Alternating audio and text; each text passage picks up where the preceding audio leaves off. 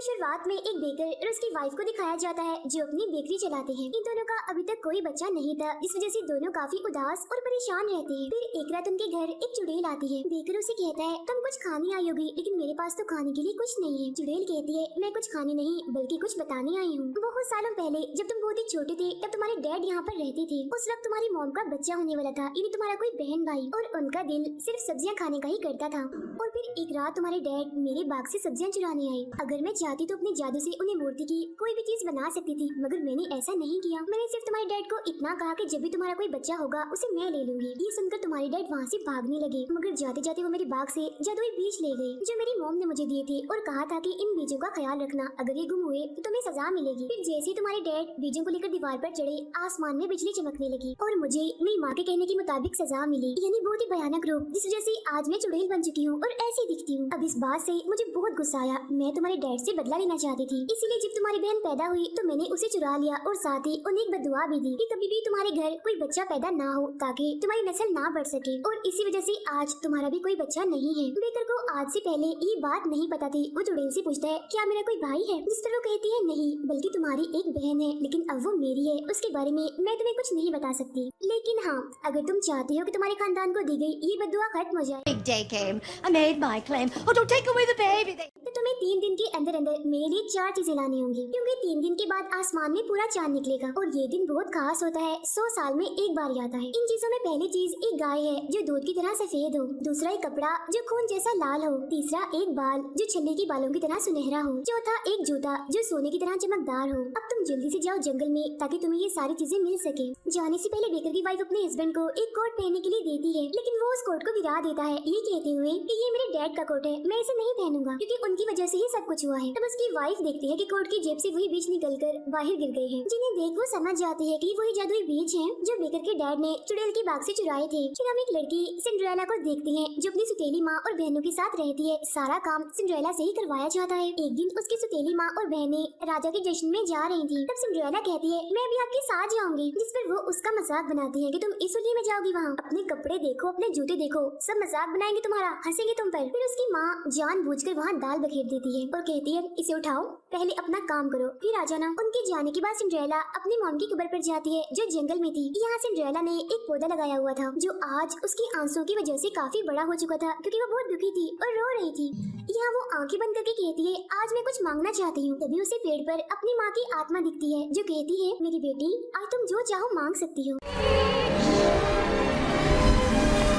और फिर अगले ही पल सिंड्रेला के कपड़े बदलने लगते हैं। उसके जिस्म पर बहुत ही खूबसूरत गोल्डन रंग का लिबास आ जाता है और साथ ही पैरों में बहुत ही प्यारे सुनहरे जूते भी। जंगल में बेकर उन 4 चीजों को ढूंढ रहा होता है। तभी उसे एक बच्ची दिखती है जिसने अपने फ्रॉक पर एक कवर पहना था जिसका रंग खून की तरह लाल था। तभी यहाँ चुड़ैल आ जाती है। बेकर उसे कहता है, ये सारी चीजें तुम खुद क्यों नहीं हासिल कर लेती? वो कहती है, उन 4 चीजों में से किसी को भी मैं छू नहीं सकती। ये कहते ही वो यहाँ से चली जाती है। बेकर जबरदस्ती उस बच्ची से उसका लाल कवर छीन लेता है, जिससे वो चिल्लाने लगती है, तो मजबूरन उसे उसका वो कवर वापस देना पड़ता है। जिसके बाद वो बच्ची बेकर के पैर पर मारकर वहाँ से चली जाती है। बेकर के पास उसकी वाइफ भी आ जाती है। इन्हें जंगल में एक बच्चा जैक दिखता है जिसके पास एक गाय थी, बिल्कुल वैसी जैसी इन्हें चाहिए थी, इन्हें दूध की तरह सफेद। बेकर उस बच्चे जैक से पूछता है, तुम कहाँ जा रहे हो? जिस पर वो कहता है, मैं अपनी गाय को बेचने शहर जा रहा था, लेकिन मैं अपना रास्ता भूल गया हूँ। बेकर उससे पूछता है, तुम कितने में बेचोगे अपनी ये गाय? वो कहता है, सोने के 5 सिक्कों की। मगर दोनों हस्बैंड वाइफ के पास तो सोने का एक भी सिक्का नहीं होता। बेकर की वाइफ उसे कहती है, हमारे पास 5 सिक्के तो नहीं, मगर 5 जादुई बीज है, उनके बदले हमें ये गाय दे दो। इसके लिए जैक मान जाता है क्योंकि वो अपनी गाय से बहुत प्यार करता है। इसीलिए वो कहता है कि एक दिन मैं अपनी गाय तुमसे वापस लेने जरूर आऊंगा। ये कहते ही वो वहाँ से चला जाता है। अब दोनों हस्बैंड वाइफ के पास एक चीज आ चुकी थी। फिर ये उस तरफ जाने लगते हैं जहाँ लाल कवर वाली वो बच्ची गई थी। बच्ची अपनी दादी के घर गई होती है जहाँ एक भेड़िया उसकी दादी का भेष बदलकर लेटा हुआ था और वो उसकी दादी को निगल चुका था। बच्ची हैरान होते हुए पूछती है, दादी आपके कान इतने बड़े क्यों लग रहे हैं? तभी इनके घर के बाहर खड़ा बेकर बच्ची की चीख की आवाज सुनता है और फौरन घर के अंदर आ जाता है। वो देखता है कि वो भेड़िया दादी के साथ साथ बच्ची को भी खा गया है और अभी सो रहा है। तब बेकर उस भेड़िया का पेट फाड़ कर उसकी दादी और बच्ची को बाहर निकाल देता है, जिससे उनकी जान बच जाती है। ये देखकर वो बच्ची अब खुशी खुशी वो लाल रंग का कवर बेकर को दे देती है और अब बेकर के पास दो चीजें हो गई थी। सिंड्रेला को हम देखते हैं जो अपना खूबसूरत सा लिबास पहनकर राजा की पार्टी में महल गई थी, वो यहाँ से जाने के लिए भाग रही थी। उसने दरअसल पार्टी में प्रिंस यानी शहजादे के साथ डांस किया था जो उससे पहले ही नजर में पसंद करने लगा था। वो भी सिंड्रेला का पीछा कर रहा था और उसी से बचकर वो भाग रही थी। वो भागते भागते जंगल में आ गई थी जहाँ रास्ते में बेकर की वाइफ उसे देख लेती है। तभी सिंड्रेला यहाँ पर छुप जाती है। प्रिंस बेकर की वाइफ से पूछता है कि आपने किसी लड़की को यहाँ से भागते हुए देखा, जिस पर वो मना कर देती है क्योंकि उसे खतरनाक लोग लगते हैं, इसीलिए प्रिंस वहाँ से चला जाता है। वहाँ सिंड्रेला और बेकर की वाइफ आपस में बातें करने लगती है। तभी बेकर की वाइफ देखती है कि इसने जो जूते पहने हुए हैं वो सुनहरी हैं, इन्हें बिल्कुल वैसे जैसे इन्हें चाहिए। अब इससे पहले वो सिंड्रेला से उसके जूते मांगती, उसकी गाय यहाँ से भाग जाती है, इसीलिए उसे अपनी गाय के पीछे जाना पड़ता है। इतनी ही देर में सिंड्रेला भी वहाँ से भाग जाती है, इसलिए ना उसे अपनी गाय मिलती है और ना ही सुनहरी जूता। अगली सुबह हम जंगल में प्रिंस और उसके भाई को देखते हैं। उसका भाई प्रिंस को बताता है कि यहाँ जंगल में एक काफी ऊंची बिल्डिंग है जिसके अंदर जाने का कोई रास्ता नहीं है। बिल्डिंग के सबसे ऊपर एक लड़की रहती है जिसका नाम रेपंजल है। वो बहुत ही प्यारी है, उसके बाल बहुत ही लंबे और सुनहरे हैं, बिल्कुल छल्ली के बालों जैसे। मैं उसे बहुत पसंद करता हूँ। एक दिन मैंने उससे मिलना चाहा। मैंने कहा, रेपंजल अपने बाल नीचे फेंको, और जब उसने बाल नीचे फेंके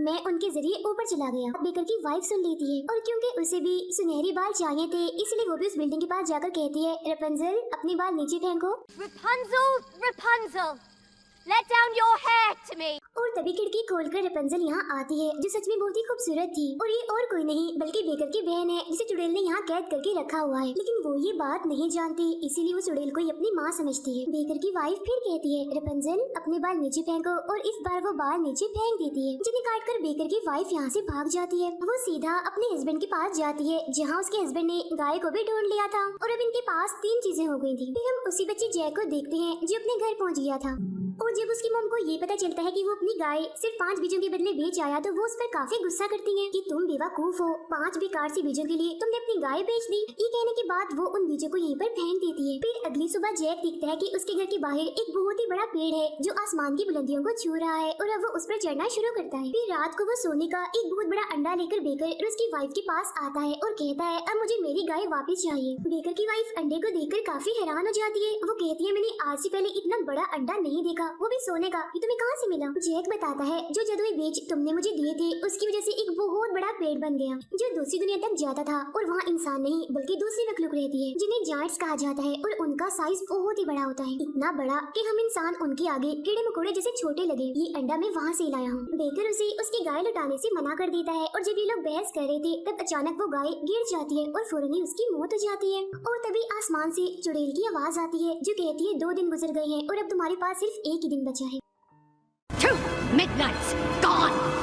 अपने घर आती है तो देखती है कि रेपंजल से प्रिंस का भाई मिलने आया है, जो देख उसे बहुत गुस्सा आता है। इसीलिए उसके जाने के बाद वो रेपंजल के बाल काट देती है ताकि वो दोनों दोबारा ना मिल सके। फिर जैक जब घर जा रहा था तो उसे वही बच्ची मिलती है जिसने बेकर को लाल कवर दिया था। वो उस बच्ची को भी सोने का अंडा दिखाता है और बताता है कि इसे मैं जायंट्स की दुनिया से लाया हूँ। वहाँ एक बहुत बड़ी जायंट मुर्गी थी, उसने ये अंडा दिया। और तो वहाँ गीत बजाने वाली एक ऐसी चीज भी है जिसे बगैर छुए ही वो बहुत प्यारा संगीत बजाती है। बच्ची कहती है, ऐसा कैसे हो सकता है? तुम झूठ बोल रहे हो, अगर ये सच है तो तुम उस चीज को लाकर दिखाओ। तब जैक उसकी बात मान लेता है और जायंट्स की दुनिया में जाकर उनके गीत की वो चीज चुरा लेता है। तब इस बार एक जायंट उसे देख लेता है। वो उसका पीछा करते हुए पेड़ से नीचे उतरने लगता है, लेकिन इससे पहले कि वो जमीन पर आता, जैक कुल्हाड़ी से उस पेड़ को काट देता है और ऊंचाई से गिरने की वजह से उस जायंट की मौत हो जाती है। सिंड्रेला एक बार फिर राजा की पार्टी को छोड़कर भाग रही होती है, लेकिन इस बार उसके पैर सीढ़ियों पर चिपक जाते हैं क्योंकि प्रिंस ने यहाँ कुछ लगा दिया था ताकि सिंड्रेला यहाँ से ना भाग पाए। तब वो अपने जूते उतारकर साइड पर बैठ जाती है। वो प्रिंस को बताती है कि मैं तुमसे इसलिए मिलना नहीं चाहती क्योंकि जब तुम्हें मेरी सच्चाई का पता चलेगा तो तुम मुझे कभी भी नहीं अपनाओगे। फिर वो अपना एक जूता वहीं छोड़कर सिर्फ एक ही जूते के साथ यहाँ से निकल जाती है। She won't get far with one shoe. जब वो जंगल में पहुंचती है तो यहाँ पर बेकर की वाइफ आज भी थी क्योंकि वो सिंड्रेला का ही इंतजार कर रही थी। वो उसे कहती है, मुझे तुम्हारा जूता चाहिए, लेकिन सिंड्रेला उसे देने से मना कर देती है। तब बेकर की वाइफ उसे आखिरी बचा हुआ जादुई बीज देती है जिसे गुस्से में सिंड्रेला वही पहन देती है। अब बेकर की वाइफ उसे कहती है, अच्छा ऐसा करो तुम मेरे दोनों जूते ले जाओ ताकि तुम्हें भागने में आसानी हो। तब ये सुन सिंड्रेला मान जाती है और उसे अपना सुनहरी जूता दे देती है। अब बेकर की वाइफ अपने हस्बैंड के पास जाती है। बेकर भी अब दूसरी नई गाय ले आया था। अब क्योंकि चारों चीजें इनके पास आ गई थी इसलिए यहाँ वो चुड़ैल आ जाती है। वो इस वाली गाय को देखकर कहती है ये वो गाय नहीं है जो मुझे चाहिए। जिस पर बेकर कहता है जो गाय तुम्हें चाहिए वो मर चुकी है। चुड़ैल कहती है कोई मसला नहीं है, उसे मैं जिंदा कर लूंगी। और तब ये लोग वहाँ जाते हैं जहाँ इन्होंने गाय को दफनाया था। यहाँ वो बच्चा जैक भी था जिसकी ये गाय थी। चुड़ैल अपने जादू से उस गाय को दोबारा से जिंदा कर देती है, जिसके बाद एक एक करके गाय को वो तीनों चीजें खिलाई जाती हैं, लेकिन गाय दूध नहीं देती, जिसे पीकर इनकी ये बद्दुआ ये मुसीबत खत्म होगी। चुड़ैल कहती है जो चीजें तुम लेकर आई हो उनमें जरूर कोई ना कोई गड़बड़ थी। फिर वो लोग उसे बताने लगते हैं कि हम कौन सी चीज कहाँ से लाई। और जब वो ये सुनती है कि सुनहरे बाल रेपंजल के थे तो वो कहती है उसके बालों को मैंने छुआ था इसीलिए हमारा काम नहीं हुआ। जैक के पास एक छल्ली होती है इसीलिए वो कहता है कि इसमें भी तो सुनहरे बाल होते हैं तो क्यों ना हम गाय को ये खिला दें। और जब ये लोग गाय को छल्ली खिलाते हैं तो वो दूध देने लगती है, जिसे पीने के बाद चुड़ैल की सजा खत्म हो जाती है। वो दोबारा से खूबसूरत जवान बन जाती है, यानी अपनी असली हालत में वापिस आ जाती है। उधर हर जगह प्रिंस सिंड्रेला का छोड़ा हुआ जूता सबको पहना पहना कर देख रहा था, क्योंकि वो सिंड्रेला को देखकर नहीं पहचान सकता। असल में जब वो पार्टी में गई थी तो अपना थोड़ा सा रूप बदल कर गई थी। सिंड्रेला की सौतेली बहनें भी उस जूते को पहनती हैं, मगर वो उन्हें भी पूरा नहीं आता। तब उनकी मोम एक को कहती है मुझे तुम्हारा अंगूठा काटना पड़ेगा, और वो उसका अंगूठा काट भी देती है, जिसे जूता उसे पूरा तो आ जाता है मगर दर्द की वजह से वो उसे पहनकर ठीक से नहीं चल पा रही थी। जो देख प्रिंस समझ जाता है कि ये सिंड्रेला नहीं है, और फिर तभी यहाँ सिंड्रेला आती है जिसके कपड़े बहुत ही पुराने फटे हुए थे। फिर जब प्रिंस उसे जूता पहनाता है तो वो एकदम उसे पूरा आ जाता है। तब ये देख प्रिंस समझ जाता है कि वही लड़की है जिसकी मुझे तलाश है, इसीलिए वो उसे अपने साथ ले जाता है। तभी बहुत सारे परिंदे जो सिंड्रेला के दोस्त थे वो उसकी मोम और उसकी बहनों की आंखें नोच देते हैं, जिससे वो अंधी हो जाती है। कुछ वक्त के बाद दोनों की शादी होती है जिसमें टाउन के सभी लोग आते हैं। यहाँ बेकर और उसकी वाइफ भी आते हैं जिनका अब एक बेटा है। रेपंजल और प्रिंस का भाई भी अब एक साथ है। शादी के दौरान यहाँ अचानक जमीन हिलने लगती है जिससे इनका महल टूटने लगता है। प्रिंस सभी लोगों को वापस अपने अपने घर जाने का कहता है। इसके बाद जंगल में हमें वही पेड़ दिखाया जाता है जिसके जरिए जैक जायंट्स की दुनिया में गया था। दरअसल सिंड्रेला ने जो आखिरी बीज जंगल में फेंका था उसकी जगह ये पेड़ उग गया। जब बेकर और उसकी वाइफ अपने बच्चे को लेकर जंगल के रास्ते से जा रहे थे तो इन्हें सारा रास्ता बदला हुआ दिखता है। तभी इन्हें यहाँ लाल कवर वाली वही बच्ची दिखती है जो इन्हें बताती है कि हमारा पूरा टाउन उजड़ चुका है और सब कुछ बदलने की वजह से मुझे मेरी दादी का घर भी नहीं मिल रहा। इतनी ही देर में बाकी लोग भी यहाँ आ जाते हैं। तभी उस बड़े से पेड़ के जरिए एक जायंट यहाँ आती है जो उस जायंट की बीवी होती है जिसकी मौत पेड़ के काटने की वजह से हुई थी। वो कहती है मुझे वो लड़का चाहिए जिसने उस पेड़ को काटा था, जिस वजह से मेरे हस्बैंड की मौत हुई थी। यहाँ पर चुड़ैल भी होती है, ये जानती है कि वो पेड़ किसने काटा था, यानी जैक ने। वो उसे कहती है अच्छा ठीक है शाम तक तुम्हें वो लड़का हम दे देंगे। ये सुनने के बाद वो जायंट यहाँ से चली जाती है। What have you done to her? ये सब लोग जैक को ढूंढने चले जाते हैं। बेकर को जंगल में सिंड्रेला एक जगह पर उदास बैठी हुई दिखती है जो अपने पहले वाले ही पुराने कपड़ों में होती है। वो बताती है मैंने प्रिंस का महल छोड़ दिया है क्योंकि मेरा हस्बैंड प्रिंस एक अच्छा लड़का नहीं है, उसने और लड़कियों के साथ भी रिश्ते बनाए हुए हैं। हम प्रिंस को देखते हैं जो सच में ऐसा इंसान था। वो अब बेकर की वाइफ के साथ था। कुछ देर उसके साथ रहने के बाद वो यहाँ से चला जाता है। तभी यहाँ वही जायंट आ जाती है जिसकी वजह से जमीन हिलने लगती है, पेड़ गिरने लगते हैं। इन सब से बचने के लिए जब बेकर की वाइफ पहाड़ के किनारे आती है तो वो यहाँ से गिर जाती है जिससे उसकी मौत हो जाती है। यहाँ इन सब हालात का जिम्मेदार वो एक दूसरे को ही कह रहे थे क्योंकि उन बीजों की वजह से वो पेड़ बना जिसके जरिए जायंट्स हमारी दुनिया में आए, जिस वजह से सबने अपनी अपनी फैमिली में से किसी ना किसी को खो दिया। लेकिन फिर बाद में वो लोग इन सब का जिम्मेदार चुड़ैल को कहते हैं, जिस पर चुड़ैल कहती है हाँ सारी गलती मेरी है इसीलिए मुझे इसकी सजा मिलनी चाहिए। वो अपनी मोम को कहती है मुझे दोबारा से सजा दो। उसके ऐसा कहते ही वहाँ एक काफी खतरनाक तूफान का दायरा बन जाता है जिसमें घुलने की वजह से चुड़ैल की मौत हो जाती है। बेकर को अपनी वाइफ की मौत से बहुत दुख होता है, इसीलिए अपने बेटे को यही इन लोगों के पास छोड़कर अकेले ही जंगल की दूसरी साइड पर चल देता है। तभी उसे अपने डैड की आत्मा दिखती है जो उसे कहती है तुम्हारी मॉम की मौत के बाद मैं भी तुम्हें छोड़कर चला गया था। जो मैंने किया अपनी औलाद के साथ तुम कभी मत करना वरना तुम अपने आप को कभी भी माफ नहीं कर पाओगे। बेकर को अपने डैड की बात समझ आ जाती है, इसीलिए अपने बेटे के पास वापिस आ जाता है। फिर वो लोग फैसला करते हैं कि ये उस जायंट को उसी तूफान की दरी में फंसाकर मार देंगे जिसमें घुलने की वजह से चुड़ैल की मौत हुई थी। और फिर तभी यहाँ वो जायंट आ जाती है जिस पर सबसे पहले कुछ परिंदे जो सिंड्रेला के साथी थे वो हमला करते हैं। फिर ये सब लोग भी मिलकर उस पर हमला करते हैं, उसे भी तूफान के उस घेरे में ले आते हैं। वो इतना बड़ा और खतरनाक तूफान था कि इस जायंट की भी मौत हो जाती है। साथ ही वो बड़ा सा पेड़ भी टूट जाता है जिसके जरिए वो नीचे आई थी। अब यहाँ जितने भी लोग बचे थे वो बिल्कुल अकेले थे, यानी उनका इस दुनिया में कोई नहीं था, इसीलिए वो सब एक साथ रहने का फैसला करते हैं। यहाँ बेकर ये भी फैसला करता है कि मैं एक अच्छा डैड भी बनकर दिखाऊंगा। उसकी इसी उम्मीद के साथ ये फिल्म यहीं पर खत्म हो जाती है।